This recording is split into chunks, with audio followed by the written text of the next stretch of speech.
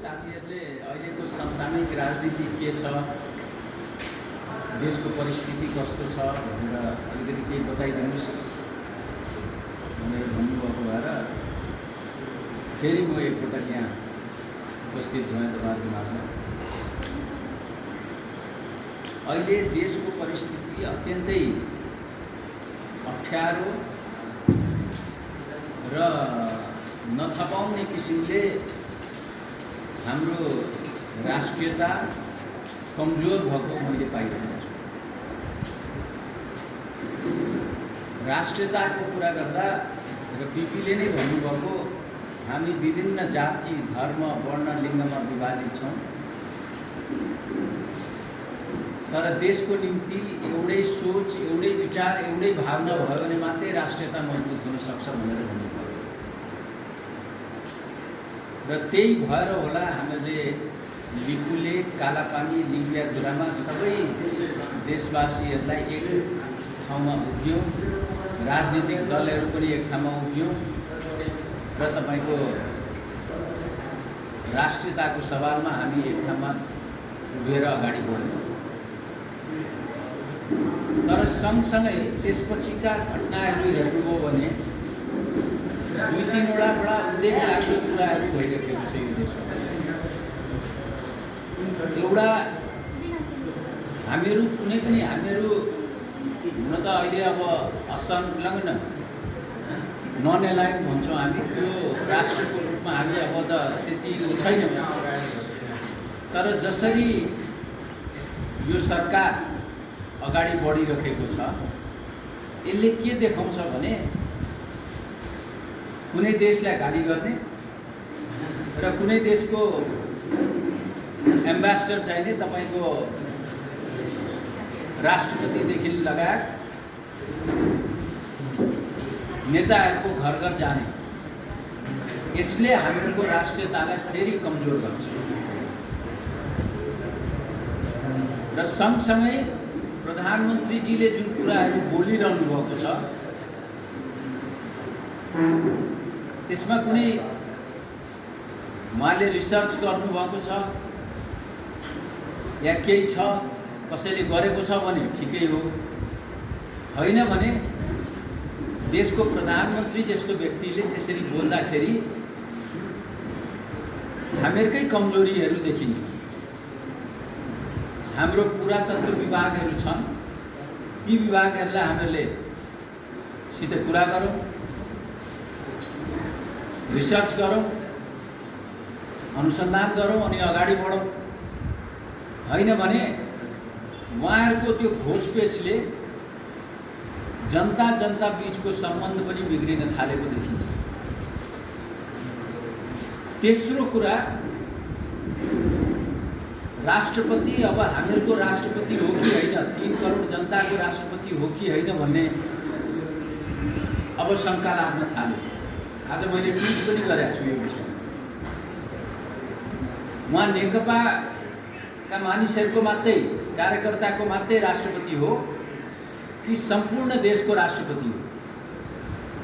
किनभने राष्ट्रपति बनिसकेपछि उहाँले सबै कुराहरू छाड्नुपर्छ, दलसित आबद्ध कुराहरू छाड्नुपर्छ र तपाईको देशमा कुनै अप्ठ्यारा कुराहरू आउँछन् भने उहाँले आफ्ना परामर्शहरू दिने कुरा बेग्लै कुरा हो। त्यसमा विपक्षी दलका नेताहरूलाई पनि बोलाएर कुरा गर्न सक्नुहुन्छ, सत्ता पक्षसित पनि कुरा गर्न सक्नुहुन्छ, नागरिक समाजसित पनि कुरा गर्न सक्नुहुन्छ। तर अहिले पार्टीभित्रको विवादलाई उहाँले जुन प्रयास गर्दै हुन्छ सल्टाउने, सल्टियोस्, हामी चाहन्छौँ यो पार्टी नटुटोस्, राम्ररी जाओस्। हामी 5 वर्ष प्रतिपक्षमा बसेर हामीहरू अर्को चुनावको तयारी गर्दैछौँ, तर उहाँ चाहिने एउटा मुख्य पात्रको रूपमा उहाँ आइरहनु भएको छ। यसले राष्ट्रपतिको संस्थाको गरिमालाई घटाउँछ भन्ने कुरा पनि त्यतिकै सत्य हो। आदरणीय साथीहरू, लोकतन्त्रको कुरा गर्दा नियन्त्रित लोकतन्त्रमा हामीहरू गइसकेका छौँ। संवैधानिक निकायहरू नथपाइदो किसिमले प्रधानमन्त्रीको मातहतमा आइसकेका छ। त्यो मानव अधिकार आयोग भन्नुस्, त्यो लोकसेवा आयोग भन्नुस्, त्यो अख्तियार दुरुपयोग अनुसन्धान आयोग भन्नुस्, यिनीहरू त सबै संवैधानिक निकाय हुन्। यी सबै निकायहरू नथपाइदो किसिमले प्रधानमन्त्रीको हातमा आइसकेका छ। सँगसँगै तपाईको राजस्व अनुसन्धान विभाग, त्यसपछि सम्पत्ति शुद्धिकरण, यस्ता विभागहरू पनि प्रधानमन्त्रीको मातहतमा आइसकेपछि यसले के देखाउँछ भने कम्युनिस्टहरू जतिसुकै आफूलाई डेमोक्रेट्स भनौँ, लोकतान्त्रिक पद्धतिमा हिँड्छौँ भनेर भनौँ, उनीहरू हिँड्न सक्ने अवस्था हुँदैन रहेछ। यसैको एउटा उदाहरण सी जिनपिङको विचारधारा र तपाईको यहाँ जुन स्कुलिङ, नेकपाले स्कुलिङ विभाग, नेकपाको स्कुलिङ विभागले, स्कुल विभागले तपाईको जुन ट्रेनिङ लियो चाइनिज कम्युनिस्ट पार्टीसित, त्यसले हामीहरू सबै लोकतन्त्र प्रेमीहरूलाई झकझकाइदिएको छ। कसरी सरकार चल्नुपर्छ र कसरी पार्टी चल्नुपर्छ भन्ने कुरा उहाँहरूले जुन स्कुलिङ दिनुभएको छ, त्यतैतिर यो सरकार र नेकपा चलिरहेको छ भन्ने कुरामा अब दुईमत छैन। यो कुरा हामी नेपाली कांग्रेसलाई त स्वीकार्य हुँदैन। यो कुरा कुनै राजनीतिक दल र कुनै नागरिक समाज या बौद्धिक जमातहरूलाई पनि स्वीकार्य हुन सक्दैन। नेपालको संविधानले पनि त्यो कुरा दिएको छ। र यो सरकार अधिनायकवादतिर, एकदलीय शासन व्यवस्थातिर नथपाइदो किसिमले अगाडि बढिरहेको छ भन्ने कुरामा अब दुईमत छैन। यस्तो परिस्थिति एकातिर सृजना भएको छ भने अर्कोतिर कोरोनाको प्रकोप, विश्वभरि नै महामारी, कोरोनाको महामारीले हामीहरू ग्रस्त छ। कोरोना वुहानबाट सुरु हुने बित्तिकै हामीहरूले पटक पटक मीडिया मार्फत तपाईको मन्त्री र उप प्रधानमन्त्रीलाई फोन गरेर पटक पटक भनिराख्यौं, तपाईहरु अब तयारी उसमा बस्नुस्, तयारी गर्नुस्। तर उहाँहरुको तयारी त के रहेछ भने कसरी भ्रष्टाचार गर्न सकिन्छ भनेर तयारी रहेछ। स्वास्थ्य सामग्रीमा जसरी अनियमितता भएको छ त्यो दुर्भाग्य हो देशको लागि। तपाईहरुले आजकल टेलिभिजन हेर्नु भएको छ कि छैन मलाई थाहा छैन। अन्तर्राष्ट्रिय न्यूजहरु हेर्नुस्, विश्वमा अरु देशहरुमा पनि यो घटना, यस्ता घटनाहरु घट्या छन्। मारपिट भइरहेको छ सांसदहरुको बीचमा, सत्ता पक्ष र विपक्षहरुको बीचमा मारपिट भइरहेको छ। यही कोरोनाको इस्युलाई लिएर। तर नेपाली कांग्रेस किन हो कुन्नी म भन्न सक्दिन। संसदमा जसरी हामीहरूले भूमिका खेल्नु पर्थ्यो हामीहरूले खेल्न सकेनौं। हामीहरूले भ्रष्टाचारका कुराहरू, अन्य पनि भ्रष्टाचारका कुरा छन्, तर यो कोरोनाको भाइरसको यो स्वास्थ्य सामग्री खरिदमा जुन भ्रष्टाचार भएको छ, कुनै पनि भ्रष्टाचार क्षम्य हुँदैन। तर यो भ्रष्टाचार त कुनै हालतले पनि क्षम्य हुन सक्दैन र यसमा अख्तियार दुरुपयोग अनुसन्धान आयोग पनि चुप लागेर बसिरहेको यस्तो अवस्थाबाट देश गइरहेको छ। कोरोनाको कहरले सबैभन्दा मार श्रमजीवी वर्गलाई परेको छ। कल्पना गरौँ, काठमाडौँबाट हिँडेर मानिसहरू कैलालीसम्म पुगेका छन्, मानिसहरू झापासम्म पुगेका छन्, इलाम र पाँच थर ताप्लेजुङसम्म पुगेका छन्। हामीहरूले भनिराख्यौँ, मैले त अझ एक स्टेप अगाडि बढिकन आर्मी चिफलाई फोन गरेँ। मैले भने चिफ सर, तपाईहरु स्वास्थ्य सामग्रीमा खरिदमा लाग्नुभयो, तपाईहरुको त्यो काम होइन, त्यो काम बन्द गर्नुस्, तपाईहरुलाई बदनाम गराउँछन्। तपाईहरुले त गर्नु के पर्यो भने क्वारेन्टाइन ठिक छ कि छैन, क्वारेन्टाइनलाई व्यवस्थित गरिदिनुस्। त्यो बेला त्यस्तै थियो, क्वारेन्टाइन तपाईले देशभरिको तपाईले सुन्नुभयो भने लथालिङ्ग थियो।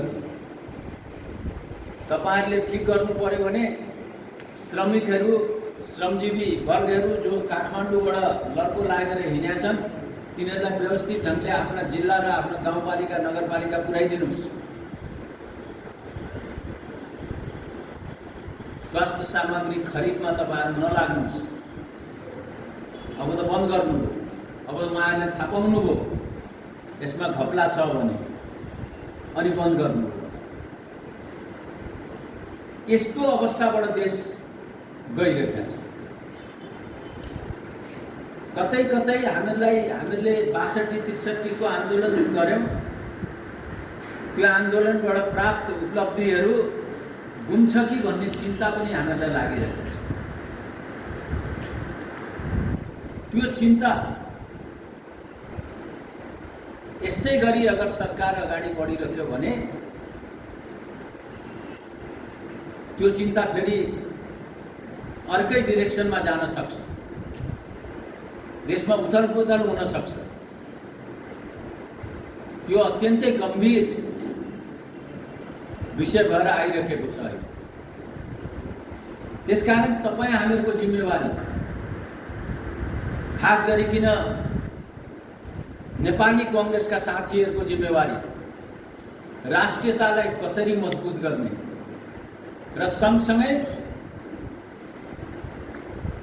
नियन्त्रित लोकतन्त्र जुन छ अहिले यो देशमा, त्यसलाई लोकतन्त्रमा कसरी परिणत गर्ने, त्यतातिर हामीहरूको ध्यान पुग्न जरुरी छ र त्यसलाई हामीले गर्नै पर्नेछ। अगर जननायक बिपी कोइरालाको स्मृति दिवसमा हामीहरू यहाँ जम्मा भएका छौँ, हामीले त्यसलाई सम्झिने हो, उहाँलाई सम्झिने हो भने राष्ट्रियता र प्रजातन्त्रलाई कसरी मजबुत गर्ने र सँगसँगै जननायक बिपी कोइरालाले प्रजातान्त्रिक समाजवादको कुरा पनि गर्नुभयो, सामाजिक न्याय र सामाजिक सुरक्षाका कुराहरू पनि गर्नुभयो।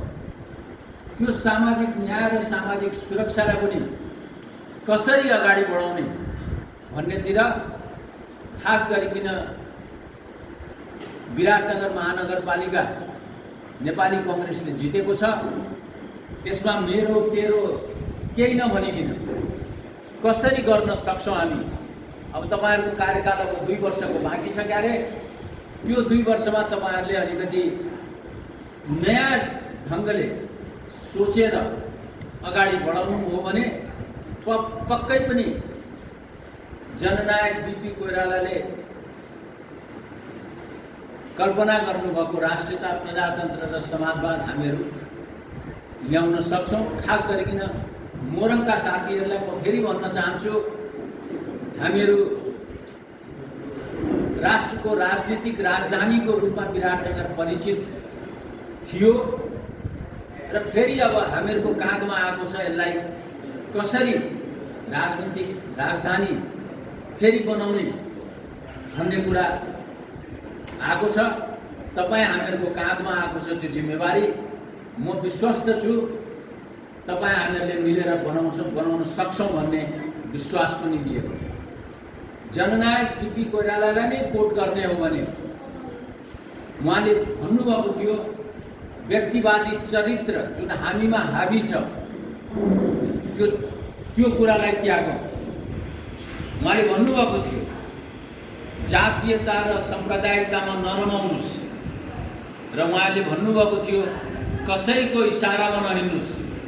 तपाईहरुलाई दुविधा भयो भने एक मुट्ठी माटो लिनुस् र त्यो माटोले के निर्णय गर्छ, त्यो गरिबलाई के असर गर्छ, त्यो गरिब समुदायलाई के असर गर्छ, आफ्ना नजिकका मानिसहरूलाई के असर गर्छ,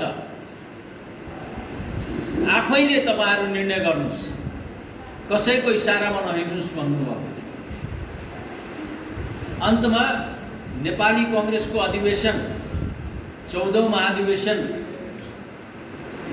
फागुन 7 गते हुने भनेर भनेको छ। तपाईहरु मलाई सोधिरहनुहुन्छ घरमा आएर हुन्छ कि हुँदैन भनेर। अब त्यो सोध्ने बेला गयो। अब हुन्छ भनेर हामी हिँड्नु पर्यो।